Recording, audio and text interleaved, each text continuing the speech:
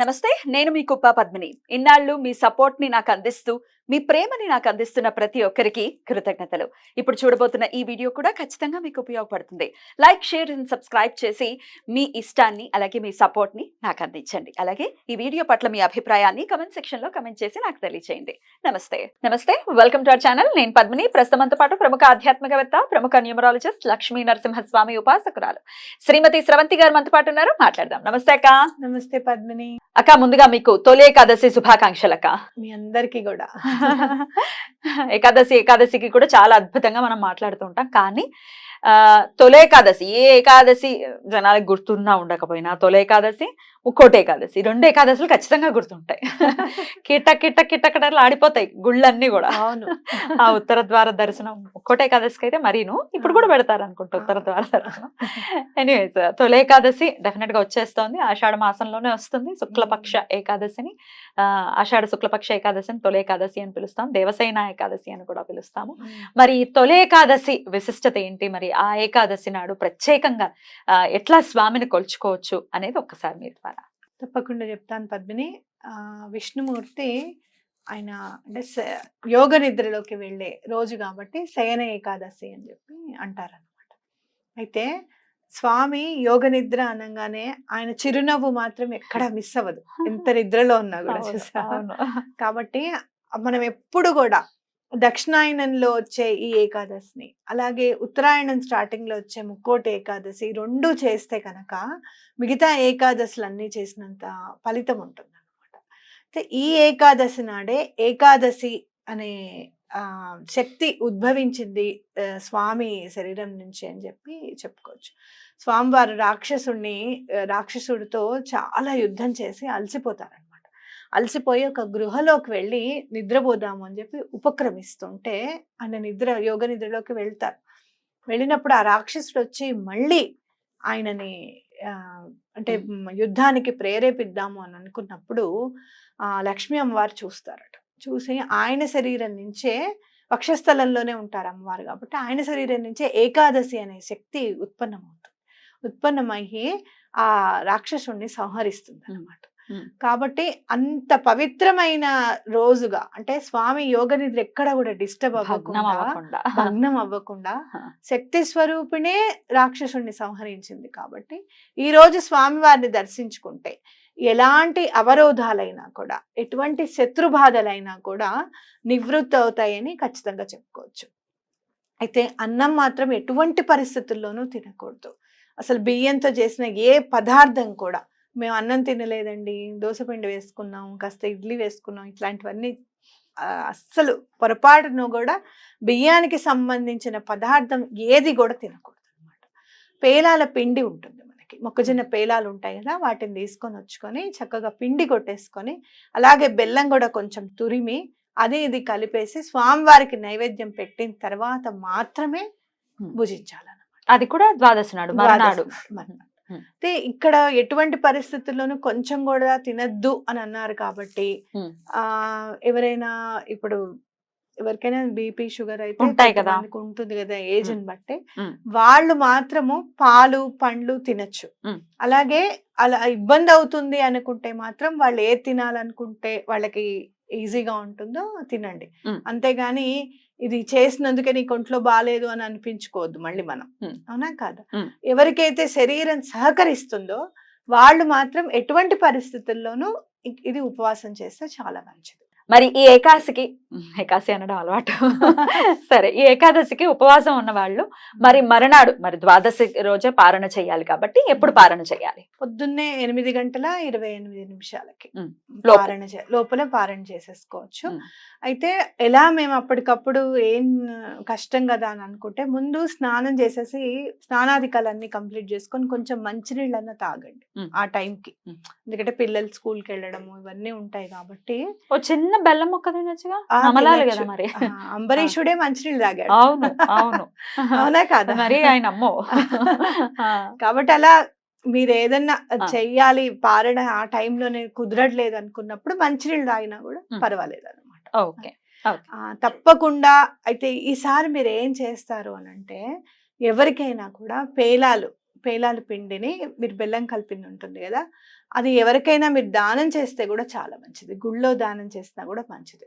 ఎక్కడైనా ఎవరికైనా గుళ్ళో పెట్టి అది ప్రసాదంగా పంచిపెట్టినా కూడా చాలా మంచిది అన్నమాట. పేలాలంటే ఏంటక్క?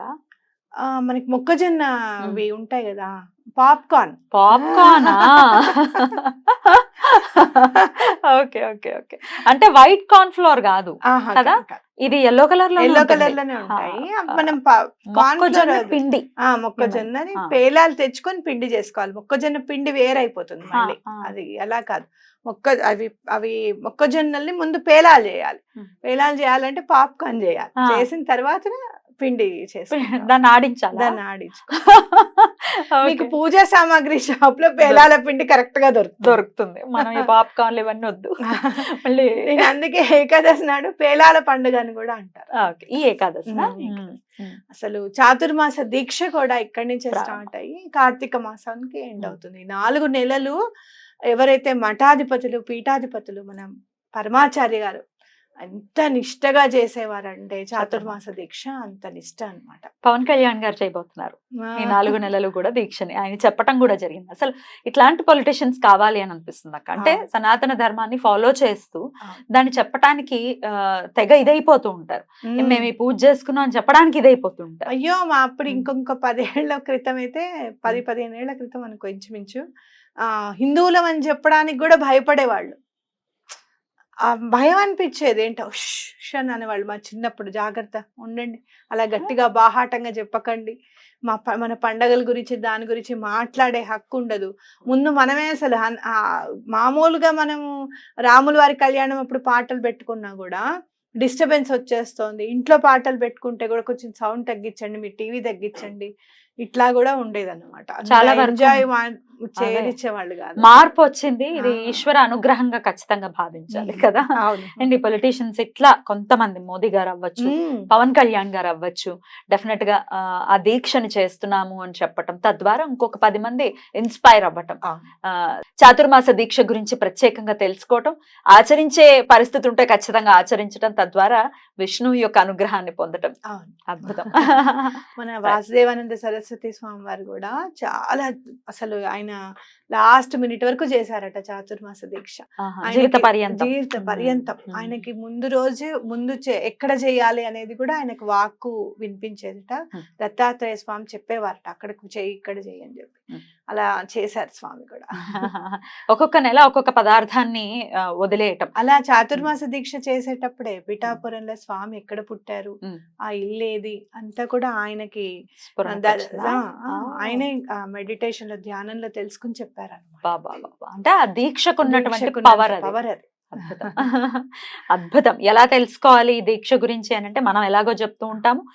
ఖచ్చితంగా మన రెడ్ టీవీని ఫాలో చేయండి, అన్ని వివరాలు ఉంటాయి. ప్రకృతికి సనాతన ధర్మానికి పవన్ కళ్యాణ్ గారు చూపించే గ్రాటిట్యూడ్ అనుకోవచ్చు నిజంగా చెప్పాలంటే. Definitely hats off for him. అద్భుతం అక్క, చాలా బ్యూటిఫుల్ గా ఎక్స్ప్లెయిన్ చేశారు. అక్క, ఏకాదశికి ప్రత్యేకంగా దీపం గురించి చెప్తూ ఉంటారు కదా, దీపాల గురించి చెప్తూ ఉంటారు. మరి ఈ ఏకాదశికి ఎలా పెట్టమంటారు? తప్పకుండా మీరు ఏం చేస్తారు అని అంటే, పేలాల పిండి తెచ్చుకుంటారు కదా, అది మీరు ఒక పేలాల పిండి మామూలుగా ఒక ప్లేట్ మీద పెట్టేసి దీపాలు పెట్టండి. దాంట్లో అంటే 11 దీపాలు పెట్టడానికి పెద్ద ప్లేట్ కావాలి కదా. మీరు ఏం చేస్తారంటే దాంట్లో పద్మం లాగా వేయండి పేలాల పిండితోనే ఒక ప్లేట్ లో వేసి దాంట్లో దీపం పెట్టండి. ఆ ప్లేట్ స్టీల్ అయి ఉండకూడదు. స్టీల్ ఉండకూడదు. మన పూజ రూమ్ లో ఎప్పుడు కూడా స్టీల్ కి ఎటువంటి పరిస్థితుల్లోనూ స్టీల్ తీసుకెళ్ళకూడదని గుర్తుపెట్టుకోండి. అది స్పూన్ అయినా కావచ్చు, ఇంకేదైనా కావచ్చు. ఓకే, చెక్క స్పూన్ అన్నా యూజ్ చేయండి కానీ స్టీల్ మాత్రం తీసుకెళ్ళకండి. పేలాల పిండి చక్కగా మీరు ముగ్గులాగా వేసేసి పద్మంలాగా వేసి 11 దీపాలు వెలిగించండి. తప్పకుండా చాలా బాగా కలిసి వస్తుంది. ఏకాదశికి 11 దీపాలు వెలిగిస్తే చాలా బాగా కలిసి వస్తుంది. మీకు కుదిరితే ఆవు నెత్తితో వెలిగించండి, లేదా నువ్వుల నూనెతో వెలిగించండి. అద్భుతం, చాలా బ్యూటిఫుల్ గా ఎక్స్ప్లెయిన్ చేశారు. డెఫినెట్ గా అలాగే స్విచ్ బోర్డ్ కూడా చెప్పండి అక్క. తప్పకుండా చెప్తాను. ఎందుకంటే తొలి ఏకాదశి కాబట్టి విష్ణు సహస్రనామం తప్పకుండా చదువుకోవాలి. అలా చదివే దానికి లేదండి మాకు టైం లేదు అనుకుంటే గనక ఈసారి స్విచ్ వర్డే శ్రీరామ రామ రామేతి రమే రామే మనోరమే సహస్రనామ తత్తుల్యం రామనామ వరాననే. ఇది చక్కగా 3 సార్లు అనుకుంటే మీరు విష్ణు సహస్రనామం చదివినంత ఫలితం కలుగుతుంది అని చెప్పి ఈశ్వరుడే ఇది చక్కగా ఎన్నిసార్లు చదువుకుంటే అన్నిసార్లు విష్ణు సహస్రనామం చదివినట్టు. అలాగే రాముల వారి నామం తలుచుకుంటే ఎటువంటి పాపాలైనా కూడా పటాపంచలవుతాయి కాబట్టి తప్పకుండా ఇది చదవండి. బ్యూటిఫుల్ అక్క, చాలా అద్భుతంగా వివరించారు. కృతజ్ఞతలు. మరొక్కసారి మీకు తొలి ఏకాదశి శుభాకాంక్షలు తెలియజేస్తూ నమస్కారం అక్క.